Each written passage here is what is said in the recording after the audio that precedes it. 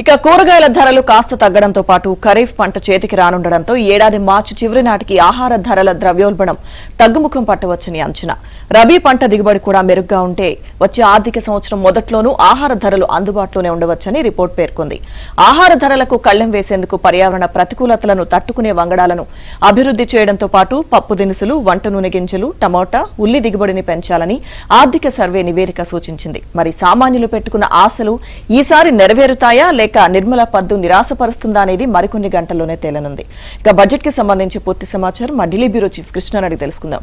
Yes Krishna, budget కి సంబంధించి సామాన్యుల నుంచి కార్పొరేట్ల వరకు కూడా చాలా ఆశలు పెట్టుకున్న పరిస్థితి, ఉత్కంఠగా ఎదురు చూస్తున్నారు. సో ఏం జరిగే అవకాశాలు ఉన్నాయి?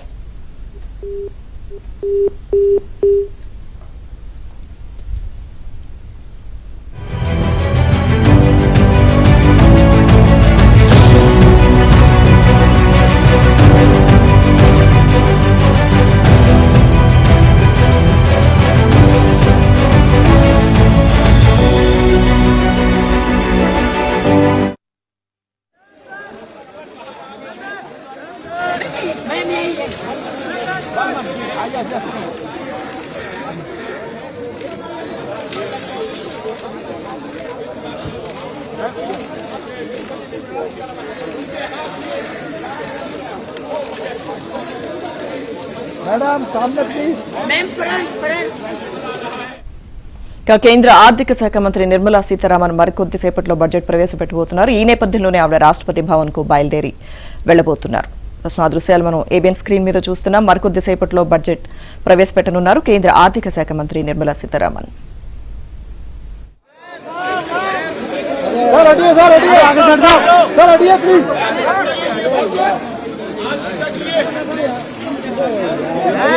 नीचे बैठ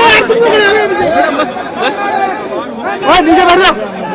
अरे बैठो नीचे यार, नीचे बैठ जाओ यार। अरे तिवारी नीचे बैठो, नीचे बैठो। अरे दादा क्या कर रहे हो यार, बिल्कुल ही तुमने। लेकिन अब आईपैड के साथ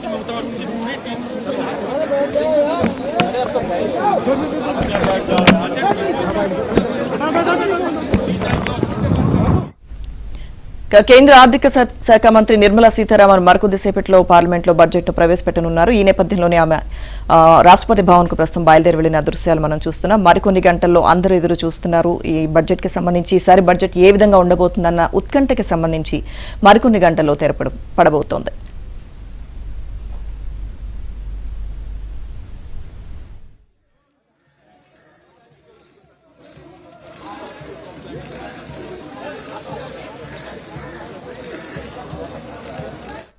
మరికొద్ది గంటల్లో కేంద్ర బడ్జెట్ ను ప్రవేశపెట్టనున్న నేపథ్యంలో అందరి చూపు కూడా బడ్జెట్ వైపే ఉంది. సో పూర్తి సమాచారం మా ఢిల్లీ బ్యూరో చీఫ్ కృష్ణ అడిగి తెలుసుకుందాం. కృష్ణ, వరుసగా 8వసారి బడ్జెట్ ను నిర్మలా సీతారామన్ కేంద్ర ఆర్థిక శాఖ మంత్రి ప్రవేశపెట్టనున్నారు. సో ఏం జరగబోతోంది కృష్ణ, అప్డేట్స్ ఏంటి? లక్ష్మీదుర్గ 2025-26 ఆర్థిక సంవత్సరానికి గాను బడ్జెట్ ను మరికొద్దిసేపట్లో కేంద్ర ఆర్థిక శాఖ మంత్రి నిర్మలా సీతారామన్ ప్రవేశపెట్టబోతున్నారు. అయితే దానికి ముందు ఈ బడ్జెట్ ను కేంద్ర కేబినెట్ కూడా ఆమోదించాల్సి ఉంది. కేబినెట్ సమావేశం కూడా ఈ రోజు 10:25 పార్లమెంట్ ఆవరణలోనే జరగబోతుంది. అంటే అంతకుముందు 8:30కే ఈ రోజు తన ఇంటి నుంచి నిర్మలా సీతారామన్ నార్త్ బ్లాక్ కి పయనమయ్యారు. తన ఆర్థిక శాఖ కార్యాలయానికి నార్త్ బ్లాక్ కి వెళ్లారు. ఆ తర్వాత ఇప్పుడు మనం చూసాం, నార్త్ బ్లాక్ నుంచి రాష్ట్రపతి భవన్ కి పయనమయ్యారు. ఇప్పుడు రాష్ట్రపతికి కూడా ఈ యొక్క బడ్జెట్ కాపీని రాష్ట్రపతికి అందజేయబోతున్నారు.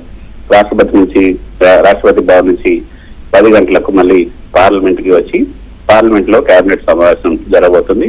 పార్లమెంట్ లో ఉదయం 10:25 కేంద్ర మంత్రివర్గ సమావేశం జరుగుతుంది. ఈ మంత్రివర్గ సమావేశంలోనే బడ్జెట్ ను కేంద్ర మంత్రివర్గం ఆమోదిస్తుంది. తర్వాత పార్లమెంట్ లో ఈ యొక్క పార్లమెంట్ ఆవరణలోనే ఈ యొక్క కేబినెట్ సమావేశం జరగబోతుంది. తర్వాత 11 గంటలకు లోక్సభలో బడ్జెట్ ప్రసంగం ప్రారంభమవుతుంది. సాయంత్రం 4 గంటలకు బడ్జెట్ పైన నిర్మలా సీతారామన్ మీడియా విలేకరుల సమావేశాన్ని ఏర్పాటు చేశారు. ఆ సమావేశంలో కూడా ఆమె మాట్లాడబోతున్నారు. అయితే ఇందాక మీరు చెప్పినట్లుగా నిన్న విడుదల చేసినటువంటి ఆర్థిక సర్వే ఏదైతే ఇచ్చిందో అంచనాలు, ఆ అంచనాల ప్రకారంగా ఈ బడ్జెట్ లో కొంత పేద మధ్య తరగతి అదేవిధంగా వేతన జీవులకు కొంత ఊరట కల్పించే విధంగా ఉండే అవకాశం ఉంటుందన్న అంచనాలు అయితే పెరుగుతున్నాయి. గత అంటే ఎనిమిదోసారి ఆమె ప్రవేశపెట్టబోతున్నారు. ఇప్పటి వరకు కూడా ఆమె ప్రవేశపెట్టినటువంటి 7 బడ్జెట్లు కూడా ఒక్క దాంట్లో కూడా మధ్యతరగతి ప్రజలకు కానీ పేదలకు కానీ వేతన జీవులకు కానీ ఓట కలిగించే అంశాలు ఏవీ లేవు. కానీ ఇప్పుడు 8వ ఈ ఢిల్లీ అసెంబ్లీ ఎన్నికలు కూడా ఈ నెల 5వ తేదీన జరగబోతున్నాయి. కాబట్టి ఢిల్లీ అసెంబ్లీ ఎన్నికల్లో ఆమ్ ఆద్మీ పార్టీని ఢీకొనాలి, ఆమ్ ఆద్మీ పార్టీ మళ్ళీ అధికారంలోకి రాకుండా చేయాలంటే ఇప్పుడు ఆమ్ ఆద్మీకి ఏదైనా ఈ యొక్క బడ్జెట్ లో వరాలు గుర్తించే అవకాశం ఉందా అన్నది అందరూ ఎదురు చూస్తున్నారు. నిన్న పార్లమెంట్ సమావేశాల సందర్భంగా ప్రధాని మోదీ కూడా లక్ష్మీ కటాక్షం అందరికీ దక్కాలి అంటూ ఒక హింట్ ఇచ్చారు. కాబట్టి ఈ బడ్జెట్ లో ఖచ్చితంగా ఈ యొక్క మధ్యతరగతి ప్రజలకి అదేవిధంగా వేతన జీవులకి అందరికీ కూడా ఓట కలిగించే అంశాలు ఎక్కువగా ఉండే అవకాశాలు ఉన్నాయంటూ కూడా అందరూ చెప్తున్నటువంటి మాట.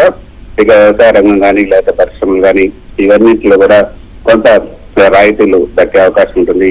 ఇక 25 ఈ బడ్జెట్ లో మధ్యతరగతి ప్రజలకు పన్ను పరంగా ఓట కలిగించే అంశాలు కూడా ఉన్నట్లుగా సమాచారం అయితే అందుతుంది. ప్రస్తుతం 3 లక్షల నుంచి 15 లక్షల వరకు కూడా వార్షిక ఆదాయంపై 5 నుంచి 20% వరకు కూడా పన్ను విధిస్తున్నారు.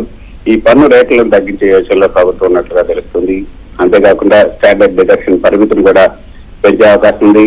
ప్రస్తుతం పాత పన్ను విధానంలో 50,000 రూపాయలు, కొత్త పన్ను విధానంలో 75,000 వరకు కూడా ఈ స్టాండర్డ్ డిడక్షన్ ఏదైతే అందిస్తున్నారో దాన్ని కొంత పెంచే అవకాశం ఉన్నట్లుగా కూడా తెలుస్తుంది.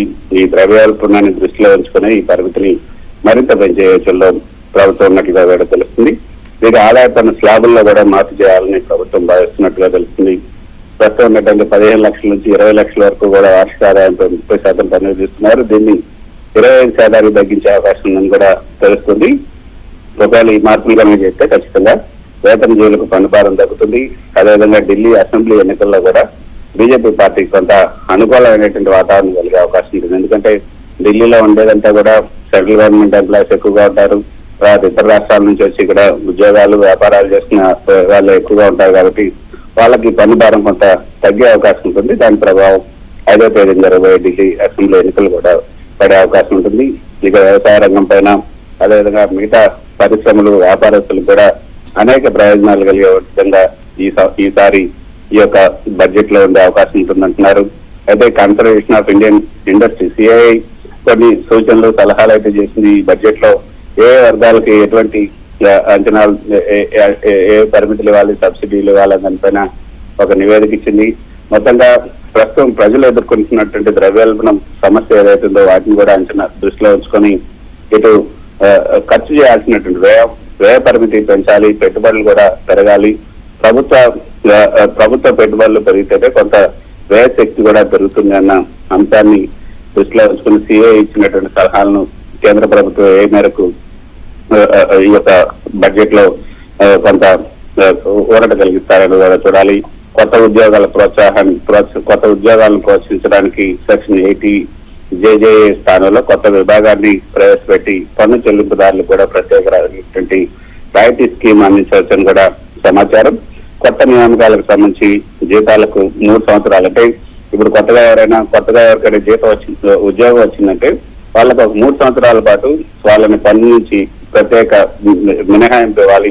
వారి దగ్గర నుంచి ఈ యొక్క TDS తర్వాత ట్యాక్స్ వసూలు చేయకూడదన్న కొత్త విధానాన్ని కూడా ప్రవేశపెడితే బాగుంటుంది. అప్పుడే వాళ్ళు వ్యాపారాలు వృత్తిని కొనసాగిస్తున్నటువంటి పన్ను చెల్లింపుదారులు కూడా ప్రయోజనం కలిగించవచ్చు అన్నది సిఐ ఇచ్చినటువంటి సలహా. మరి కేంద్రం ఏ విధంగా తీసుకుంటుందో చూడాలి. మహిళా పారిశ్రామికవేత్తలకు ముఖ్యంగా ఈసారి మహిళా పారిశ్రామికవేత్తలను ప్రోత్సహించడానికి పెట్టుబడులకు పన్ను రాయితీలు, చిన్న మధ్య తరహా వ్యాపారులకు తక్కువ పన్నులు, అదేవిధంగా సులభమైనటువంటి రుణాలు, ఇటువంటి సదుపాయాలు కూడా అందించాలన్న అంచనా అయితే ఉంది. రుణ ప్రక్రియలను సులభతరం చేయడం, తక్కువ వడ్డీ రేట్లను అందించడం ద్వారా మహిళా వ్యాపారస్తులకి ఆర్థిక అవసరాలు తీర్చుకోవడం కూడా సులభం అవుతుంది. ఈ సూచనలన్నింటినీ కూడా ప్రభుత్వం పరిగణలోకి తీసుకుంటే పరిశ్రమలు అదేవిధంగా వ్యాపారస్తులకు పన్ను రాయితీలు, రుణ సదుపాయాలు వంటి ప్రయోజనాలు కూడా కల్పించే అవకాశం ఉంటుంది. కాబట్టి వాటిని ఏ విధంగా చూడాలి, అవన్నీ కూడా ఈ బడ్జెట్ లో పొందుపరుస్తారా లేదా అన్నది కూడా చూడాలి. ఇక ముఖ్యంగా వ్యవసాయ రంగానికి వస్తే మొదటి నుంచి కూడా వ్యవసాయ రంగానికి కొంత ప్రాధాన్యత ఇస్తుంది మోదీ ప్రభుత్వం. కేంద్ర ప్రభుత్వం వ్యవసాయ రంగ కేటాయింపులు సుమారు 15% పెంచి మొత్తం గత బడ్జెట్ లో మనం చూసుకుంటే మొత్తం 1,75,00,000 కోట్లకు ఈ యొక్క పెంచాలని ఇప్పుడు ప్రస్తుతం యోచిస్తున్నట్టుగా తెలుస్తుంది. సుమారు 20 బిలియన్లు ఈ యొక్క వ్యవసాయ రంగానికి కేటాయించాల్సి వస్తుంది. గత 6 ఏళ్లలో అత్యధికంగా ఈసారి ఈ యొక్క వ్యవసాయ రంగానికి ఈ బడ్జెట్ ను కేటాయించబోతున్నట్టుగా తెలుస్తుంది. అధిక దిగుబడినిచ్చే విత్తన రకాలు అభివృద్ధి చేయడం, అదేవిధంగా ఈ యొక్క వాళ్ళకు గోడౌన్ల సదుపాయం, అదేవిధంగా మౌలిక సదుపాయాలను మెరుగుపరచడం కూడా ఈసారి బడ్జెట్ లో కొంత ప్రాధాన్యత కల్పించవచ్చు. పప్పు ధాన్యాలు, నూనె గింజలు, అదేవిధంగా కూరగాయలు, పాలు ఉత్పత్తులు వీటన్నిటికి కూడా వాటి పెరుగుదలకు కొంత ప్రోత్సహించే అవకాశం ఉంది. ఇక కిసాన్ క్రెడిట్ ద్వారా రైతులకు అందించే సబ్సిడీ రుణాల పరిమితిని కూడా ప్రస్తుతం ఉన్నటువంటి 3 లక్షల నుంచి 5 లక్షల వరకు కూడా పెంచే యోచనలో ప్రభుత్వం ఉన్నట్లుగా తెలుస్తుంది. సో ఈ చర్యల ద్వారా ప్రభుత్వం ఇటు గ్రామీణ ఆదాయాలను పెంచడం, ద్రవ్యోల్బణాన్ని నియంత్రించడం, మరోపక్క వ్యవసాయ ఉత్పత్తులు కూడా పెంచే లక్ష్యంగా కూడా ఈసారి బడ్జెట్ లో ఉంటుందని చెప్తున్నారు. ఇక ఇవన్నీ చూస్తే తెలుగు రాష్ట్రాలకి ఏం జరగబోతుంది, తెలుగు రాష్ట్రాలకు ఈసారి ఈ బడ్జెట్ లో మేలు జరుగుతుందన్నది కూడా అందరూ ఆసక్తిగా ఎదురు చూస్తున్నారు. ఇటీవల ప్రకటించినటువంటి పద్మ అవార్డుల్లో కూడా తెలంగాణకు అన్యాయం జరిగిందంటూ తెలంగాణ సీఎం కేంద్రానికి లేఖ రాశారు. ఇక ఏపీకి పోలవరం, ఏదైతే అమరావతి ఈ యొక్క పెండింగ్ అంశాలు ఏవైతున్నాయో, విభజన చట్టంలో ఉన్నటువంటి పెండింగ్ అంశాలు, వాటన్నిటికి సంబంధించి కూడా ఈసారి కొంత ఈ బడ్జెట్ లో కొంత కేటాయింపులు జరిగే అవకాశం ఉందని కూడా అందరూ భావిస్తున్నారు. మరి ఏ విధంగా ఉంటుందని కూడా చూడాలి. 11 గంటలకు నిర్మలా సీతారామన్ తన 8వ బడ్జెట్ ను వరుసగా 8వ బడ్జెట్ అంటే ఇది అరుదైనటువంటి ఒక రికార్డ్ అనే చెప్పొచ్చు. ఇంతవరకు కూడా భారతదేశ చరిత్రలో ఎవరు కూడా వరుసగా 8వసారి బడ్జెట్ ప్రవేశపెట్టలేదు.